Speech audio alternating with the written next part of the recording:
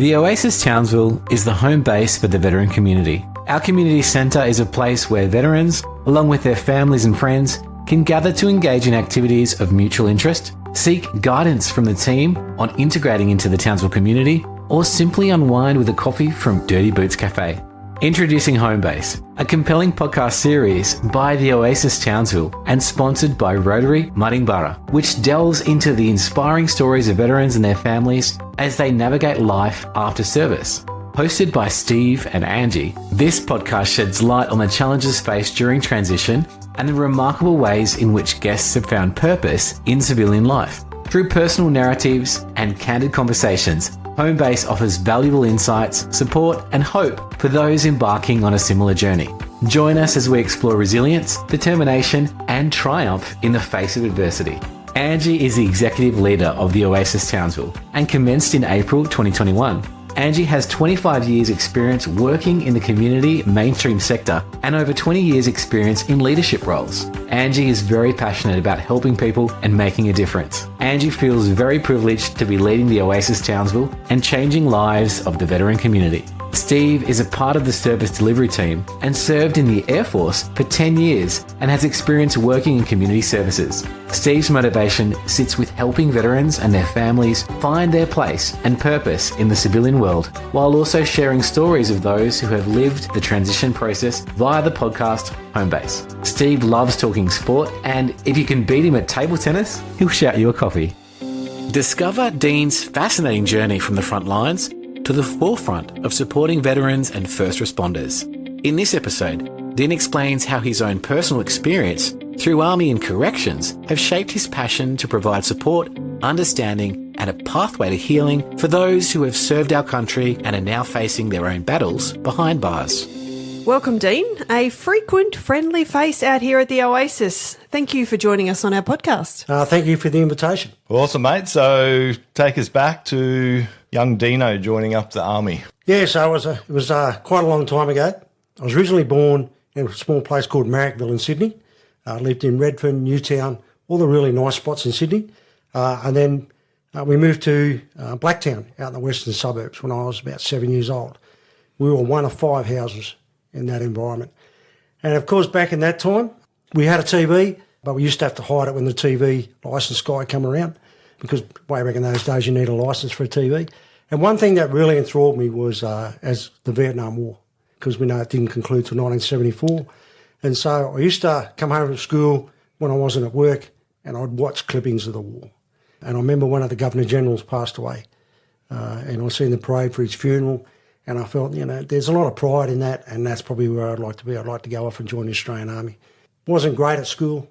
In fact, me and my 3 brothers were so poor when my older brother left, and then I left, and the principal called me up and said, "Can you take your other 2 brothers with you?" But I said, Mum said, no, they've got to stay. So they stayed and finished school as well. And as soon as I was old enough, I got my parents' permission and joined the Australian Army. Wow. What an adventure. Yeah. So what year did you join? I joined in 1981. And did you do any postings in that time? Yeah, certainly. So obviously after Kapooka School of Infantry, as an infantry soldier, graduated from there to 289RL in Inogra Barracks in Brisbane.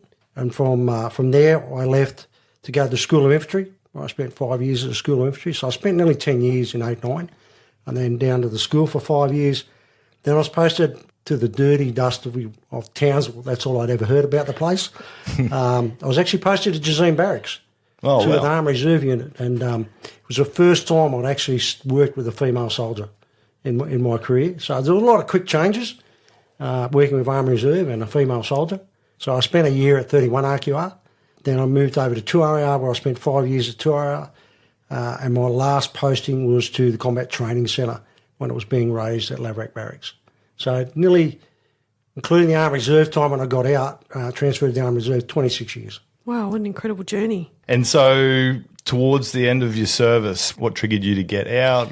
How'd that look? So at that time I was married. I had decided, after discussion with my wife, she needed a career. She had a good career at the hospital, and that she'd followed me around and done, and it was pretty hard on her. So I decided, well, okay, then I need to get out. We were offered a posting to Perth. She didn't want to go. So I tried to negotiate that backwards and forwards. We were offered South Australia. She didn't want to go to South Australia. We were offered Malaysia. She wanted to go to Malaysia. And I could see why. She had a career. It was her turn to move on and my turn to do my stuff. And so I discharged from the Combat Training Centre, took up a job working with a place called The Station, which is out near Harvey's Range Road, which is now shut down. So I used to work with young boys that were sexually molested by people in their families. Big eye-opener for me, coming straight out of the Army. Yeah. Especially as a WO2, you thought if I tell you to do something, you'd do it. Yeah. It doesn't work that way in the real world. No. So I spent a year doing that, applied for a job on the Land 134 project with BAE, or British, what it was in those days was British Aeronautical Engineering. I was lucky to get a job with that. So that was the onset of the civilian contractor into Combat Training Centre. So I went back to doing what I was doing before, working with simulation and training young soldiers to go, not just young soldiers, but some Air Force as well, obviously to head overseas on operations. 4 years there. The contract was for 5 years, but I'm pretty sure I could see the writing on the wall that it was somebody else who was going to come in and do the job. So I decided it was time to depart, and I was really lucky at that stage. I got a job with the National Safety Council of Australia as the senior advisor for North Queensland, and I would travel around Australia, teach lessons, evaluate managers and board of directors and that sort of stuff as well. And then I was lucky enough to pick up through the National Safety Council a gig of lecturing in the university, the National University of Fiji. So I spent some time in Fiji lecturing at university. Cool. Yeah, so it's a monumental turnaround. And then from there I came back to Australia and I was given other university jobs to lecture at through National Safety Council. So I would travel around to various universities, a guest speaker or whatever it may be, doing presentations there. And then after nearly 9 years, I just decided I was tired. You know, when you fly back and you might fly in on a Friday night and they get you to be in Melbourne on Sunday. Yeah. And it was just wearing me down. And at that time, my wife and I were separating. And so I thought I need to find a government job. And I went, what's a good job where I don't have to do anything in the government? And so I then moved on to, I was lucky enough to get a job at Queensland Corrections at the Stewart Jail, where I started as a corrections officer, the work health and safety advisor. And again, I don't know if it's my good-looking face or I'm just lucky. I was employed as the 2IC of the women's prison for a while, and I've been the industries manager. So I'm pretty lucky I get to step up and do a lot of different things out there. And then in my free time, I hang out at the Oasis. Oh, and we love having you out here, Dean. How long have you been out at corrections now? Come October this year, it'll be 6 years. Wow, that's incredible. Yeah. And I hear you're having some time off after a long period of time. I am. The first of next month, I fly out to Los Angeles from Australia, and then I catch a bus and we go to Yellowstone National Park, and then the bus for a couple of days, bus up to Canada through the Snowy Mountains, and then onto a cruise ship into Alaska. Then I'll come back, go to San Diego for a while, across to Las Vegas. You got to go to Las Vegas. Who's not going to go to Las Vegas if you got the opportunity? Can you imagine all the photo opportunities? By the way, I'm a South Sydney guy, so it's going to be everywhere. I just spent an extra $1,000 on South Sydney clothes. No. Every day I'll be wearing South Sydney clothes. And then home, and then a week off, and then I'm back to work. You mentioned in your transition, what sort of challenges you face? Obviously, you have a lot of experience sort of around mental health. Any challenges yourself that you went through? Yeah, so I didn't know I was sick. I don't know whether it's luck or it's opportunity or whatever it may be. So I don't want to make myself out to be really good or anything, but 4 operational deployments. And I know 2 of those to Malaysia, but you still get a medal since it was an operational deployment. And then flew into Timor as part of the INEFET group on the 2nd aircraft, and then went back for the UN job. And that's one thing my ex-wife, who's a social worker, picked up. She said, there's something wrong with you. It wasn't drinking. There was no violence. It's just my attitude to things had changed, and the way I went about doing things had changed. And I never noticed any of that myself. And she contacted Open Arms and said, we've got a bit of a problem. You need to grab him and have a chat with him. And that worked out really well, apart from the separation of me and my wife at the time. Open Arms did a great job. I got assistance for about a year, and they gave me some really good learning techniques. And the best part about it was that it was inclusive for my children as well. Great. And so it looked after us really well. Awesome. And you've got a real passion for helping veterans. Yeah, I see sometimes a correlation between what happens in the Defence Force, because it's so unique in its structure, and then how they struggle on the outside. And I struggled too, because you go through a period where you think people owe you stuff, but you've got to realise no one owes you nothing. Yeah. You're just a person who does a job. And then I try and explain that. What I'm working on at the moment is, because I'm out at the correction centre, we've developed a program where we work with veterans in jail. So there's over 200 veterans incarcerated across Queensland. There's 16 incarcerated out at the Townsville Correctional Centre. With the help of the general manager, who's a wonderful person, we've been able to run some programs out there which have been well received and now running in 4 jails across the state, funded by Queensland RSL.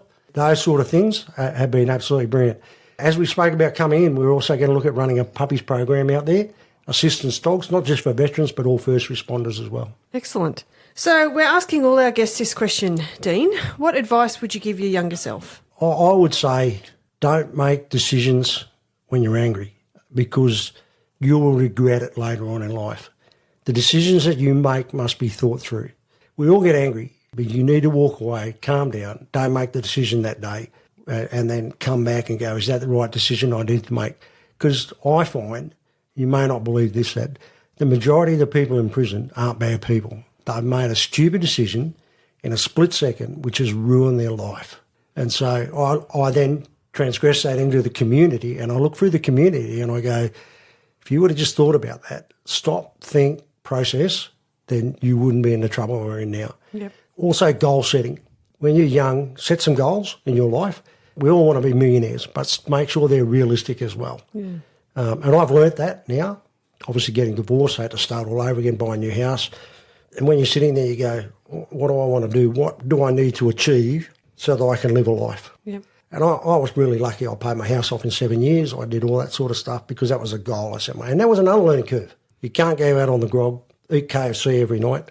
You've got to set those goals to be able to save some money and do the right. And think about the people around you and what's happening to them as well. Yeah, it really aligns with a project we're running here at the moment called Operation Navigator, which you may have heard of. It's about getting those current serving in their first 12 months of service to come out, and so that they can identify what does the next 4, 7, 10 years look like, because we all know most people are not in for longer than sort of 6, 7 years. So it's key about planning for your future. Yeah, and that's brilliant. I mean, your last guest explained that really well. You know, state of nearly homelessness, all that sort of stuff. See, I listened to this. So state of nearly homelessness. And now look at it. Look how successful that young lady is. It's about goal setting and not making those decisions when you're angry as well. Yeah. And networking. Networking's not hanging over the back fence having a chat with a neighbour. Yep. Networking's coming to the Oasis. Networking is moving through the community, engaging with people, playing sport. And when you learn a lot about mental health, engaging with people, whether it's the environment, is what you need to be able to do. Absolutely. Good advice. Thanks very much, Dean, for coming on the podcast. It was a great chat. Love your energy. Love seeing you around the place. Yeah, absolutely. Hey, listen, I love it here. And you know, because I keep bringing my bosses out here, it's you do a great job. Everybody that works to try and help veterans does a great job. And I appreciate it. Thanks very much. Awesome. Thanks, Dean. Thank you for tuning in to this episode of the Homebase podcast, sponsored by Rotary Munding We hope you enjoyed our discussion and gained valuable insights. If you'd like to explore more episodes and stay updated on future releases, visit theoasistownsville.org.au. There, you can find all our Homebase podcasts covering a range of topics related to community, empowerment, and personal growth.